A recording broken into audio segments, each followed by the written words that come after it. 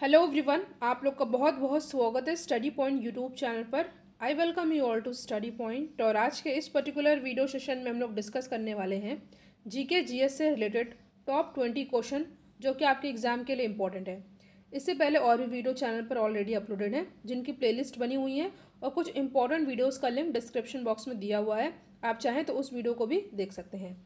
तो हमारा पहला क्वेश्चन है आज का, संयुक्त राष्ट्र द्वारा मानवाधिकारों की सार्वभौमिक घोषणा को चिन्हित करने के लिए हर वर्ष किस तिथि को अंतर्राष्ट्रीय मानवाधिकार दिवस मनाया जाता है? तो इस क्वेश्चन का करेक्ट आंसर हो जाएगा 10 दिसंबर। ठीक है, यूनाइटेड नेशन द्वारा मानवाधिकार यानी कि ह्यूमन राइट्स की सार्वभौमिक घोषणा को चिन्हित करने के लिए 10 दिसंबर को अंतर्राष्ट्रीय मानवाधिकार दिवस मनाया जाता है और विश्व स्तर पर मानवाधिकार की घोषणा 10 दिसंबर 1948 में की गई थी। ठीक है, नेक्स्ट क्वेश्चन पे हम लोग आते हैं। क्वेश्चन है, निम्नलिखित में से प्रायद्वीपीय भारत की सबसे बड़ी नदी कौन सी है? Which among the following is the largest river of peninsular India? Mahanadi, Godavari, Krishna, Kaveri. तो इस क्वेश्चन का करेक्ट आंसर हो जाएगा ऑप्शन नंबर बी, गोदावरी। ठीक है, गोदावरी जो है प्रायद्वीपीय भारत की सबसे लंबी नदी है। इसका डिस्टेंस आप लोग याद कर लीजिए, 1465 किलोमीटर। ठीक है, और ये नदी जो है महाराष्ट्र में नासिक के त्र्यंबकेश्वर से निकलती है और दक्षिण मध्य भारत को पार कर दक्षिण पूर्व की ओर बहती हुई बंगाल की खाड़ी में मिल जाती है, बे ऑफ बंगाल। ठीक है, ईस्ट फ्लोइंग रिवर है ये। नेक्स्ट क्वेश्चन पे हम लोग आते हैं। क्वेश्चन है आपके सामने, निम्नलिखित में से दक्षिणी अमेरिकी राष्ट्रों में से किसमें दक्षिणी अमेरिकी क्षेत्र का सबसे बड़ा वन क्षेत्र है? देखिए, नॉर्थ अमेरिका कॉन्टिनेंट है, साउथ अमेरिका कॉन्टिनेंट है। इसमें पूछा गया है which of the following nation of south America has the largest forest area in the south American region? तो यहाँ पे हमारा सही आंसर रहेगा ब्राज़ील। ठीक है, Brazil is the correct answer. Brazil की कैपिटल आप लोग याद कर लीजिए, यह है ब्रासीलिया। ठीक है, साउथ अमेरिका कॉन्टिनेंट की बात हो रही है। तो हम लोग नेक्स्ट क्वेश्चन पर आते हैं। क्वेश्चन है, एशिया में तीसरा सबसे अधिक आबादी वाला देश कौन सा है? Which of the following is the third most populated country in Asia? ठीक है, आपको पता है एशिया सबसे बड़ा कॉन्टिनेंट है, तो यहाँ पे पूछा है कि जो है मोस्ट पॉपुलेटेड कंट्री एशिया की कौन सी है, वो भी कौन सी, तीसरी। ठीक है, तो इराक दिया हुआ है ऑप्शन में, बांग्लादेश, जॉर्डन, इंडोनेशिया। तो यहाँ पे हमारा सही आंसर हो जाएगा इंडोनेशिया। ठीक है, एशिया में सर्वाधिक आबादी वाला देश चीन है, उसके बाद भारत का नंबर आता है, फिर आता है इंडोनेशिया। ठीक है, इंडोनेशिया में सबसे ज़्यादा मुस्लिम आबादी रहती है। ये भी क्वेश्चन पूछा जाता है तो आपको ये याद कर लेना है। नेक्स्ट क्वेश्चन है आपके सामने, विच of the following is the currency of Mongolia? ठीक है, मंगोलिया की मुद्रा क्या है? तो मंगोलिया की मुद्रा हो जाएगी तोगरोक। ठीक है, इसको तुगरिक भी कहते हैं। ये जो है मंगोलिया की आधिकारिक मुद्रा है और आपको याद कर लेना है मंगोलिया की राजधानी क्या है, उलन बटोर। एशिया का ये कंट्री है। ठीक है, और ये लैंड लॉक कंट्री है। ठीक है, ये भी आपको याद कर लेना, रशिया और चाइना के बीच में है ये मंगोलिया। ठीक है, नेक्स्ट क्वेश्चन है, निम्नलिखित में से कौन सी जॉर्डन की राजधानी है? ठीक है, जॉर्डन की राजधानी आपको बताना है। Which of the following is the capital of Jordan? And the correct answer of the question is Amman. ठीक है, अमान जो है जॉर्डन की राजधानी है और यह जॉर्डन का सबसे अधिक आबादी वाला शहर भी है। ठीक है, और अमान जो है जॉर्डन का आर्थिक यानी इकोनॉमिकल और राजनीतिक और सांस्कृतिक केंद्र भी है। इतना आपको इस क्वेश्चन से रिलेटेड याद कर लेना है। नेक्स्ट क्वेश्चन पे हम लोग आते हैं। इंपॉर्टेंट क्वेश्चन है आज का, ये क्वेश्चन है इंपॉर्टेंट क्वेश्चन है, ध्यान दीजिएगा। कौन सा कथन इसमें गलत दिया हुआ है? राज्यपाल के बारे में बताया गया। पहला कथन है आपके सामने, राज्यपाल राष्ट्रपति द्वारा नियुक्त किया जाता है। आपको पता है ये हमारा सही है। ठीक है, राज्यपाल जो है इनका जो अपॉइंटमेंट राष्ट्रपति के द्वारा होता है। नेक्स्ट है, राष्ट्रपति के प्रसाद पर्यंत राज्यपाल का कार्यकाल रहता है। ठीक है, governor hold office during the pleasure of the president. ये भी हमारा सही दिया हुआ है। तीसरा दिया हुआ है, राज्यपाल राष्ट्रपति को अपना त्यागपत्र सौंपता है। ठीक है, ये भी हमारा सही दिया हुआ। गवर्नर जो है अपना जो है रेजिग्नेशन जो है वो प्रेसिडेंट को ही देते हैं। जो यहाँ पे थर्ड दिया हुआ है, 30 वर्ष की आयु का व्यक्ति राज्यपाल बन सकता है। देखिए, ये जो हमारा चौथा कथन है ये गलत है। क्यों? देखिए जो भारत का संविधान है उसके आर्टिकल 157 में बताया गया है कि कोई भी व्यक्ति राज्यपाल नियुक्त होने का पात्र तभी होगा जब वह भारत का नागरिक हो, यानी कि इंडियन सिटीजन हो, और वो 35, ठीक है, 35 साल की आयु पूरी कर चुका हो। यहाँ पे 30 दिया हुआ इसलिए गलत हो जाएगा, ठीक है। तो यहाँ पे ऑप्शन डी हो जाएगा हमारा करेक्ट आंसर।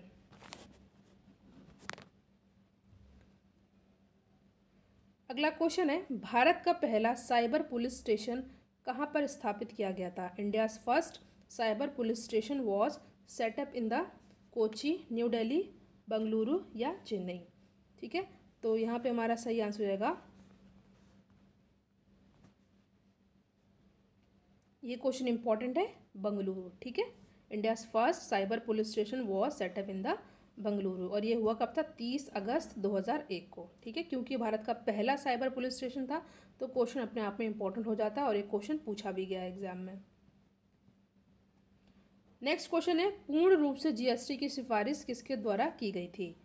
ठीक है, full flash GST was recommended by, तो इसका आंसर हो जाएगा हमारा ऑप्शन नंबर सी, जीएसटी परिषद, जीएसटी काउंसिल द्वारा पूर्ण रूप से जीएसटी की सिफारिश की गई थी। ऑप्शन नंबर सी हो जाएगा हमारा यहाँ पे सही आंसर। अगला प्रश्न है हमारा, rebooting India realising a billion aspiration नामक पुस्तक के लेखक कौन हैं? ठीक है, who is the author of the book title rebooting India realising a billion aspiration? तो यहाँ पे 4 ऑप्शन आपके सामने दिया हुआ है, सत्यार्थ जोशी, नंदन नीलेकड़ी, रतन टाटा या विशाल सिक्का। तो यहाँ पे हमारा सही आंसर हो जाएगा option number B, Nandan Nilekani, ठीक है। Option number B is our correct answer. Next question है, किसने अधिग्रहित चरित्र की विरासत सिद्धांत को प्रतिपादित किया था? ठीक है, who is propounded the inheritance of acquired character? तो यहाँ पे हमारा सही आंसर हो जाएगा जीन बैप्टिस्ट लेमार्क, ठीक है। जीन बैप्टिस्ट लेमार्क ने 1809 में जो है जैव विकास के संबंध में अधिग्रहित चरित्र के विरासत के सिद्धांत को प्रतिपादित किया था, ठीक है। और लेमार्क ने अपनी थ्योरी में कहा, शरीर के वो हिस्से जिनका प्रयोग ज़्यादा होता है धीरे धीरे ज़्यादा विकसित होते हैं और यह सिलसिला पीढ़ी दर पीढ़ी चलता रहता है। साथ ही जिन अंगों का प्रयोग नहीं होता है वो धीरे धीरे छोटे होते जाते हैं और कई पीढ़ियों के बाद उन अंगों के केवल निशान ही रह जाते हैं। ये इंपॉर्टेंट फैक्ट आपको याद कर लेना, नाम है जीन बैप्टिस्ट लेमार्क, ठीक है।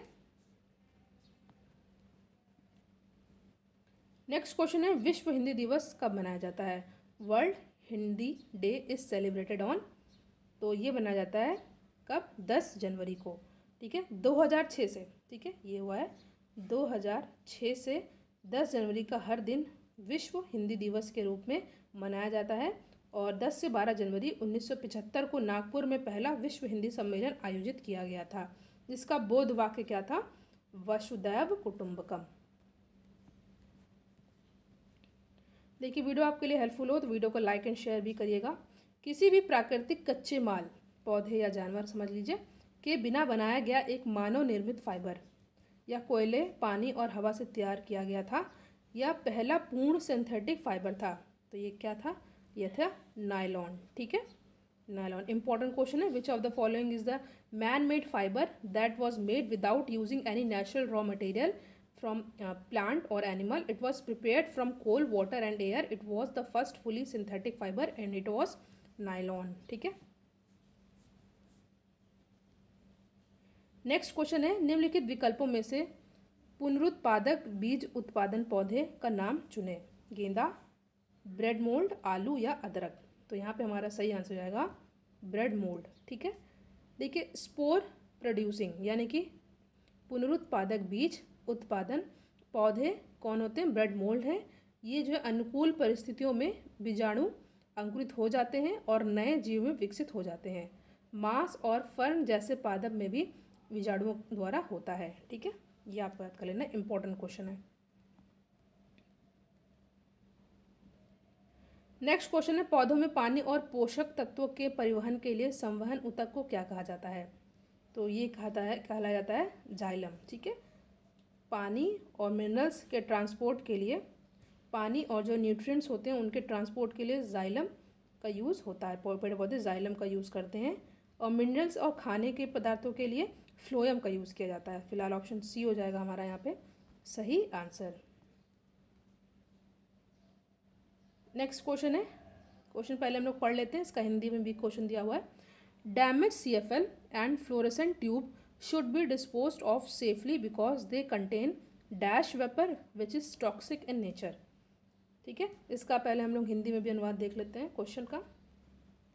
क्वेश्चन है क्षतिग्रस्त यानी कि डैमेज जो CFL होते हैं और फ्लोरेसेंट ट्यूब होते हैं, इनका निपटान सुरक्षित रूप से किया जाना चाहिए क्योंकि इनमें डैश वाष्प होती है जो स्वभाव में जहरीली होती है। वो कौन सी होती है वाष्प? होती है पारे की। ठीक है, तो ऑप्शन डी हो जाएगा यहाँ पे हमारा सही answer.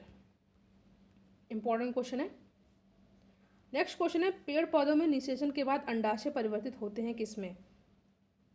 In plants and trees fertilisation the ovary matures to from the, तो ये किस में बदल जाते हैं? ये बदल जाते हैं फ्रूट में। ठीक है, यानी कि फल में। ऑप्शन डी हो जाएगा यहाँ पे हमारा सही आंसर।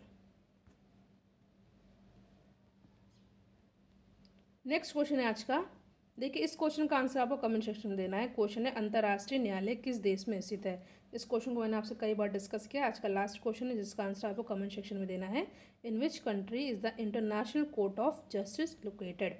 ठीक है, तो आपको ये पता होना चाहिए कि ये जो है यूनाइटेड नेशन का जो है बहुत ही इंपॉर्टेंट अंग है। ठीक है, न्यायिक अंग है। तो इसका आंसर आपको कमेंट सेक्शन में देना है। वीडियो को लाइक एंड शेयर जरूर करिएगा। Thank you so much for watching. Thank you.